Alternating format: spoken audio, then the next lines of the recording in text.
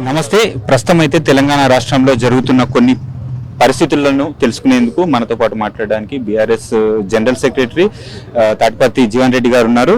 Sir నమస్తే. Sir నమస్తే బాబు. Sir చెప్పండి, మొత్తానికి సార్ పైన ఉన్నత స్థాయి, జిల్లా స్థాయి, నియోజకవర్గ స్థాయి అయితే ట్రైనింగ్ ప్రోగ్రామ్స్ అయితే చేస్తున్నారు. అన్ని జిల్లాల్లో అయితే కలియ తిరుగుతున్నారు. సో ఎలా జరుగుతున్నాయి సార్? అంటే సభ్యత్వ నమోదు, దాంతో పాటుగా సార్ ఈ స్పెషల్ ఇంటెన్సివ్ రివిజన్ సంబంధించి ఇలా బీఆర్ఎస్ కార్యకర్తలకు ఒక అవగాహన, వాళ్ళని మోటివేట్ చేయాలనేటువంటి భావనతోని ఈ కార్యక్రమాలను నిర్వహింపజేయడం జరుగుతుంది. అంటే వాస్తవంగా ఏదైతుందో ఫర్ లాస్ట్ అబౌట్ 1 month నేను దాదాపు చాలా నియోజకవర్గాలు పర్యటింపజేయడం జరిగింది. కార్యకర్తల ఉత్సాహం చూస్తుంటే ఇవాళ అంటే వాస్తవంగా ఉన్నట్టు శాసనసభ ఎన్నికల్లో కాంగ్రెస్ పార్టీ ఒక విధంగా ఆశల పల్లకిలో ఊరేగించినట్టు ఊరేగించి అధికారం రావటం జరిగింది.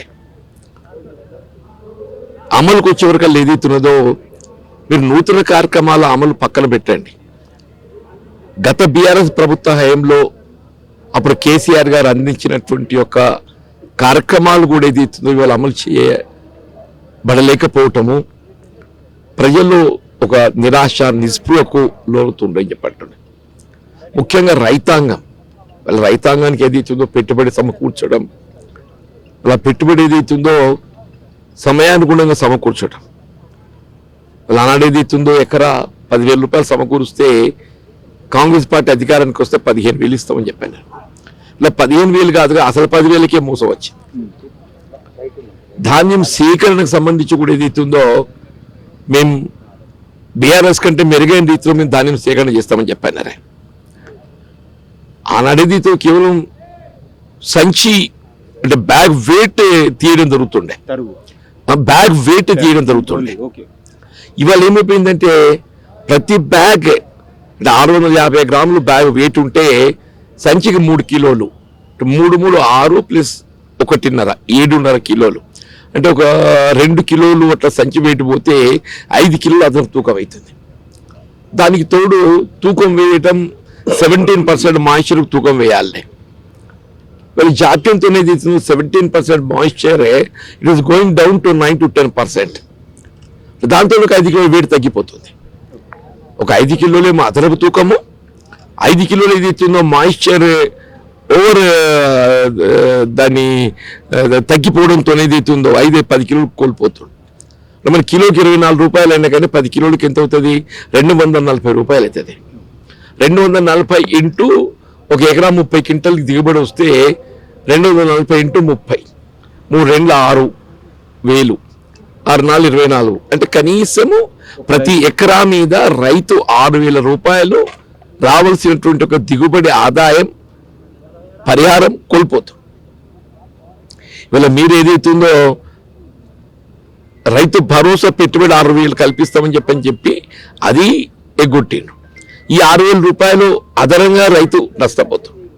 ఇట్లా రైతు ఒక్కో ఎకరానికి 12,000 రూపాయలు కోల్పోతుంది. ఇది ఇప్పుడు మన రబీ జరిగినటువంటి ఒక కార్యక్రమం. ఖరీఫ్ సంబంధించి అసలు ప్రణాళిక లేదని చెప్పండి సార్. ఒకటి చెప్పండి సార్, ఆ రోజు కేసీఆర్ గారు ఒక గొప్ప అవకాశం అంటే గొప్ప నిర్ణయం తీసుకొని రైతులకు పెట్టుబడి సాయం కింద రైతు బంధు అనే కార్యక్రమాన్ని తీసుకొచ్చారు. ఇప్పుడు ఖరీఫ్ కూడా వచ్చింది, దున్నుడు కూడా చాలైంది. ఇప్పుడు రైతు బంధు సంగతి ఏమంటారు? లేనే లేదు, మర్చిపోయింది. అసలు ఆ కార్యక్రమం ఉన్నదా అనేది రైతు మర్చిపోయిండు. పరిస్థితి అట్లా కనబడుతుంది. ముఖ్యమంత్రి మర్చిపోయారా, రైతులు కూడా మర్చిపోయారా? అంటే పరిస్థితి చూస్తున్న రైతులకు విశ్వాసం కోల్పోయింది ప్రభుత్వం మీద రైతాంగం విశ్వాసం కోల్పోయిండ్రు. అసలు ప్రణాళిక లేదు బాబండి. ఏం విత్తనం నాటాలి, సాగు చేయాలంటే ఏం చేయాలి? ఒకటి ఏంటంటే మీరు వరి సాగు చేయొద్దు అంటాడు. మరి వరి సాగు చేయమంటే ఏం చేయాలి చెప్పాలి కదా. ప్రణాళిక లేదు. పప్పు దినుసులు పెట్టాలంటాడు. పప్పు దినుసు ఎంత దిగుబడి వస్తుంది, రైతుకి ఏ విధంగా గిట్టుబాటు అవుతుంది, అది గిట్టుబాటు కావాలంటే ఏ విధంగా ప్రోత్సహించాలి, ఆలోచన లేదు. మీరు సన్న రకాలకి ఏదైతుందో క్వింటల్కి 500 ఇస్తామని చెప్పని పేర్కొన్నారు. 500 అంటే 20 క్వింటల్ వచ్చినా 10,000 రూపాయలు అవుతాయి. మీరు వరిధాన్యం పెట్టద్దని చెప్తున్నారు కాబట్టి ఇలా పప్పు దినుసులకు 10,000 రూపాయలు ప్రోత్సాహం చేయండి ఎకరానికి. రైతు కొంత ఏదైతుందో దాని పట్ల ఆసక్తి కలుగుద్ది. వీళ్ళ కోతులు బెడత ఒకవైపు, ఈ కోతులు బెడతతో ఏదైతుందో మీరు ఆరుతడి పంటలు ఇవి చేయాలన్నా కానీ చాలా ఇబ్బందికరంగా మారిపోయిందని చెప్పి అంటున్నా. మార్కెట్లో ఎరువు బస్తాలు లేవు. వీళ్ళ యాప్ అని ఒకటి రూపొందించిన ఆ యాప్ ఏంటి వీడికి అర్థం కాదు. ఆ యాప్ కూడా ఏదైతే ఇప్పుడు బ్లాక్ లో పెట్టిండ్రు. ప్రతి కాలేజీ ఇస్తుండే రైతు ఏదైతున్నదో ఇప్పుడు విత్తనం నాటే సమయం ఆసనమైంది. ఎరువు బస్తాలు పురుగు మందులు మార్కెట్లో అందుబాటులో ఉండాలి. ఆ పురుగు మందులు అయితే వెలబడుతున్నాయి, కానీ ఎరువు బస్తాలు మాత్రం కనుమరుగైపోయినాయి అని చెప్పంటారు. నేను ఇటువంటి ప్రభుత్వం ఎవరు ఊహించలేదు. వాళ్ళు ఏమైపోయిందంటే కేంద్రంలో అధికారంలో ఉన్న భారతీయ జనతా పార్టీ, రాష్ట్రం అధికారంలో ఉన్నటువంటి ఒక కాంగ్రెస్ పార్టీ తోడు దొంగల తయారైందని చెప్పి అంటున్నా. ఒకరి మీద ఒకటి ఆరోపణ చేసుకోవటం, ఒకరి మీద ఒకటి ఆరోపణతో నెట్టుకు రావడం తప్ప ఇంకోటి కలబట్టడం లేదు. ఇలా పెట్రోల్ డీజిల్ ధరలు ఎంత పెరిగినాయి మనం గమనిస్తున్నామని చెప్పి అంటున్నా. కుకింగ్ గ్యాస్ ధర ఎంత పెరిగింది గమనిస్తున్నామని చెప్పి అంటున్నా. ఇప్పుడు నెల రోజుల్లో కుకింగ్ గ్యాస్ 90 రూపాయలు పెరిగింది. నెల రోజుల్లో కుకింగ్ గ్యాస్ 90 రూపాయలు పెరిగింది. డీజిల్ 20 రూపాయలు పెరిగింది. ఇలా రాష్ట్రం ఎంతవరకు కేంద్రంపై నెట్టే ప్రయత్నం చేస్తుంది తప్ప మరి వ్యాట్ రూపకంగా మీరెంత భారం మోపుతున్న సంగతి ఆలోచన లేదు. ఇలా పెట్రోల్ పై 35% వ్యాట్ ఉంటే డీజిల్ పై 27% వ్యాట్ ఉంది అంటూ నేను. ఇలా వ్యాట్ తగ్గించుకోవచ్చు, రాష్ట్రం తగ్గియదు, వినియోగదారులపై భారం పడుతుంది. ఇలా ఏ రకంగా చూసినా నీకు సామాన్యుడి జీవనం ప్రమాణాలు ఏదైతే ఉందో దినదినం పడిపోతున్నాయి. ఉద్యోగస్తులు వాళ్ళ జీవితాంతం కష్టపడి పనిచేసి రిటైర్మెంట్ అయిన తర్వాత కూడా దాదాపు 2-2.5 సంవత్సరాలు గడుస్తున్నా కానీ వాళ్లకు ఇప్పటి వరకు రిటైర్మెంట్ బెనిఫిట్స్ ఇవ్వలేని పరిస్థితి. వాళ్ళకి ఇచ్చేందుకేమో డబ్బులు లేవంటున్నారు. సో ఇప్పుడు ఫ్యూచర్ సిటీ అని కొత్తగా స్టార్ట్ చేస్తారు. డబ్బులు ఎక్కడి నుండి వస్తున్నాయి అంటారు వాటికి? ఇప్పుడు రేవంత్ రెడ్డి గారికి ఎంతవరకు ఆయన ఫ్యూచర్ గురించే తప్ప తెలంగాణ ప్రజల ఫ్యూచర్ గురించి ఆయనకు అవసరం లేదా? ఉద్యోగస్తులు, ఉపాధ్యాయులు పిఆర్సీ లేదు, డిఏ లేదు, విశ్రాంతి ఉద్యోగస్తులకు ఏదైతుందో వాళ్ళకి రిటైర్మెంట్ బెనిఫిట్స్ లేవు, ఇలా మెడికల్ ట్రీట్మెంట్ లేదు. అసలు నీకేమంటున్నా అంటే అసలు తెలంగాణ రాష్ట్రం ఏర్పాటుకు ఉద్యమం చేసినటువంటి ఒక విద్యార్థులు, నిరుద్యోగ యువత, ఉద్యోగస్తులు, ఉపాధ్యాయులు మీరు ఎవరిని తీసుకున్నా కానీ ఏదైతుందో అందరూ నిరాశల్లోనే ఉన్నారు. మహిళలు, ఆడబిడ్డలు మొన్న ఏది చెప్పిండే కోటిశులు చేస్తా అని చెప్పన్నాడు. నువ్వు కోటిశులు కాదు కదా, లక్షాధికారం చెయ్యు. లక్షాధికారి కదా, నెలకి 2500 ఇస్తా అని చెప్పి నువ్వు 25,000 ముచ్చట చెప్పు అని చెప్పి అంటున్నావు. నువ్వు కోటీశ్వర్లు అక్కర్లేదు, లక్షాధికారులు కూడా అక్కర్లేదు, ఆ నెలకి 2500 ఇస్తాను కదా, 25,000 ముచ్చట చెప్పు అని చెప్పి అంటున్నావు. అన్నీ మాయమైపోయినాయి బాబు, అన్నీ మాయమైపోయినాయి. ప్రజలు ఏదైతుందో ఎన్నికలు ఎప్పుడు వస్తాయని చెప్పని ఆసక్తులు ఎదురు చూస్తున్నారు. స్థానిక సంస్థలు ఎన్నికలు పెట్టినట్టయితే ఇవాళ బహుశా నేను అనుకుంటా ఇప్పుడు మొత్తం 33-30 జిల్లా పరిషత్లు ఉండొచ్చు అనుకుంటా. 30 బీఆర్ఎస్ గెలుస్తుంది. అంటే గ్రామ స్థాయిలో చాలా పటిష్టంగా అంటే ప్రజల్లో వ్యతిరేకత ఉంది కాంగ్రెస్ మీద. అది ఆటోమేటిక్ ఏదైతుందో జనము బీఆర్ఎస్ వైపు మొగ్గు చూపుతున్నారు. ఈ ధాన్యం కొనుగోలు కేంద్రాలు ఐకేపీ సెంటర్లకు వెళ్ళి నేను పబ్లిక్ టాక్ అంటే రైతులతో మాట్లాడడం జరిగింది. ఇదే విషయం చెప్తున్నారు. తీవ్ర వ్యతిరేకత అయితే ఖచ్చితంగా కనిపిస్తుంది కాంగ్రెస్ ప్రభుత్వం పైన. 100% బాబు, 100% కనబడుతుంది. 100%. ఇప్పుడు అంటే ఈ 2.5 సంవత్సరాలు ఎలా ఉంది, ఇప్పుడు రానున్న రోజులు ఎలా ఉండబోతుంది అంటే ఇంకా ఘోరంగా ఉంటాయి. ఇప్పుడు సినిమా చూస్తే ఫస్ట్ హాఫ్ చూడబుద్ధి అవుతుంది, సెకండ్ హాఫ్కి వచ్చారు కదా దానిలో ఏముండదు. ఇప్పుడు ఈ ఫస్ట్ హాఫ్ చూసినాం కదా, అసలు ఫస్ట్ హాఫ్ చూస్తే సెకండ్ హాఫ్ చూడాల్సిన అవసరం లేదు. అందరు థియేటర్ ఖాళీ చేసి బయటకు వెళ్ళిపోతున్నారు. సినిమా అనేది ఏదైతుందో చూస్తే ఫస్ట్ హాఫ్ చూడటానికి కొంత ఆసక్తి కనబడుతుంది. ఆ ఫస్ట్ హాఫ్ని బట్టి సెకండ్ హాఫ్ ఎట్లుంటుందో అని చెప్పిన ఆసక్తి ఉంటుంది. ఫస్ట్ హాఫ్ చూసిన సెకండ్ హాఫ్ చూడాల్సిన అవసరం లేకుంటేనే జనం థియేటర్ వదిలి బయటకు వెళ్ళి ఇచ్చేస్తారు. అట్లుంది ఇప్పుడు కాంగ్రెస్ పార్టీ పరిస్థితి.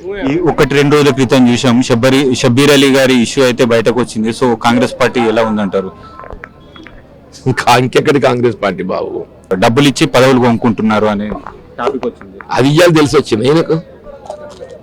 షబ్బీర్ అలీ గారికి ఇవ్వాలి తెలిసి వచ్చింది. పదవులు ఇచ్చి డబ్బులు ఇచ్చి పదవులు కొనుక్కుంటున్నా ఇన్ని రోజులు తెలిసి రాలేదా? ఇప్పటికైనా తెలిసిందని చెప్పంటున్నావు, సంతోషం అని చెప్పంటున్నాను. ఇప్పటికైనా తెలిసి వచ్చిందని చెప్పంటున్నావు, సంతోషం.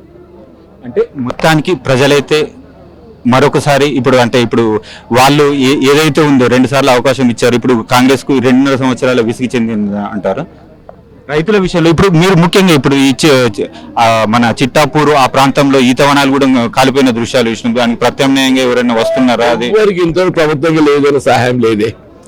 ఈతవనాలు ఎక్కడ కాలిపోయినా ఇంతవరకు ఏ విధమైన సహాయం లేదు. అగ్ని ప్రమాదాలు గురవుతుంటే ఎక్కడ కూడా ఏ విధమైన సహాయం లేదు ప్రభుత్వంకి. హైడ్రా పైన మీ అభిప్రాయం చెప్పండి. గతంలో కేసీఆర్ గారు ఉన్న టైంలో చాలా వరకు ప్రాజెక్టులు అయితే నిర్మాణం జరిగింది, ఇక్కడైతే కూల్చివేతలు జరుగుతున్నాయి. ఇప్పుడు హైడ్రా ఏం లేదు బాబు, నిరుపేద వర్గాలను నిరాశలో చేయటం. అందుకే రేవంత్ రెడ్డి హిట్లర్ అవతారం ఎత్తుతున్నా చెప్పండి. ఆయనే హిట్లర్ అవతారం ఎత్తుతున్నా చెప్పంటుండవు. నిరుపేద వర్గాలను నిరాశ్రయం చేయడానికి హిట్లర్ అవతారం ఎత్తుతున్నా అని చెప్పని ఆయన్నే స్వయంగా చెప్తున్నారు రేవంత్ రెడ్డికి. అంతకంటే ఏం కావాలి? అంతకంటే ఏం కావాలి? ఎవడైనా ఏదైతుందో కాంగ్రెస్ నాయకుడు అనేవాడు ఇందిరాగాంధీతోనో రాజీవ్ గాంధీతోనో ఆదర్శంగా తీసుకోవాలి. ఇప్పుడు హిట్లర్ను ఆదర్శంగా తీసుకుంటానే రేవంత్ రెడ్డి హిట్లర్ను ఆదర్శంగా తీసుకుంటుండు. దీన్ని బట్టి ఆయన ఆలోచన విధానం ఏంటో ఏ విధంగా ఉన్నదో కనబడుతుంది. ఇప్పుడు కాంగ్రెస్ పార్టీలో అసమ్మతి ఉందంటారా? అంటే అసమ్మతి నేతలకు మీరు ఏం చెప్పబోతున్నారు? ప్రత్యామ్నాయం సమ్మతి కాదే, కాంగ్రెస్ అంతా పూర్తిగా నిస్తేజమైపోయింది. ఇందిరమ్మ రాజ్యం ఆ కాంగ్రెస్ లేదు. ఇదంతా Revanth Reddy private limited company వల్ల Congress party nothing but it's a private limited company of Revanth Reddy అంతే. అసలు కాంగ్రెస్ లేదు, ఎప్పుడు పోయింది. అసలు కాంగ్రెస్ అనేది ఏదైతే ఉందో రేవంత్ రెడ్డి ముఖ్యమంత్రి అయినాడే పోయింది. ఫైనల్ గా చెప్పండి సార్, మొత్తానికి ఇప్పుడు ఈ ప్రభుత్వాన్ని ఎలా ఇస్తారు? 2.5 ఏళ్ల పాలనకు ఎన్ని మార్కులు ఇస్తారు? రాబోయే రోజులు ప్రజలు వేయడానికి ఏం మిగిలిందని మార్కులు ఏమంటామే? మీరు అదేదో సర్వే వచ్చింది గమనించారు మీరు? 119 స్థానాలకు ఏదైతే ఉందో 22 స్థానాలు కాంగ్రెస్కి వెళ్తుందట. 22 అంటే ప్రతిపక్ష హోదా కూడా ఉండలేకపోవచ్చు. ఎట్లొస్తుందే? ఇవాళ ఈ విధంగా ఉన్నది. నీకు ఇంకో 2 సంవత్సరాలు గడిస్తే శూన్యమవుతుంది. ఇంకో 2 సంవత్సరాలు గడిస్తే ఏమైతే శూన్యమవుతుంది.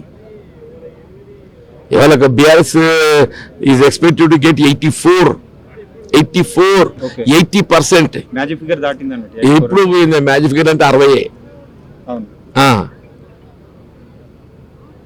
Magic figure 60. 84 వచ్చే స్కోర్. ఇక ఫినిషింగ్ టచ్ వచ్చి కూడా 100 దాటుద్ది. సో అంటే ఇప్పుడు నియోజకవర్గాల పునర్విభజన కూడా జరగబోతుంది. అంటే కొత్త తరంకు అవకాశాలు ఏ విధంగా ఉండబోతున్నాయి బీఆర్ఎస్ పార్టీ తరఫున? పునర్విభజన అనేది జరుగుతుంది, ఇంకా కూడా అది బీఆర్ఎస్ పార్టీ బలాన్ని పెంచుతుంది. సెకండ్ క్యాడర్ అనేది బీఆర్ఎస్ పార్టీ బలాన్ని పెంచుద్ది. కొత్త తరం ఏదైతుందో నాయకత్వం ముందుకు వస్తారు. కొత్త తరం నాయకత్వం ముందుకు రావడంతో ఏదైతుందో బీఆర్ఎస్ పార్టీ మరింత బలోపేతమయ్యేటువంటి అవకాశం ఉన్నది.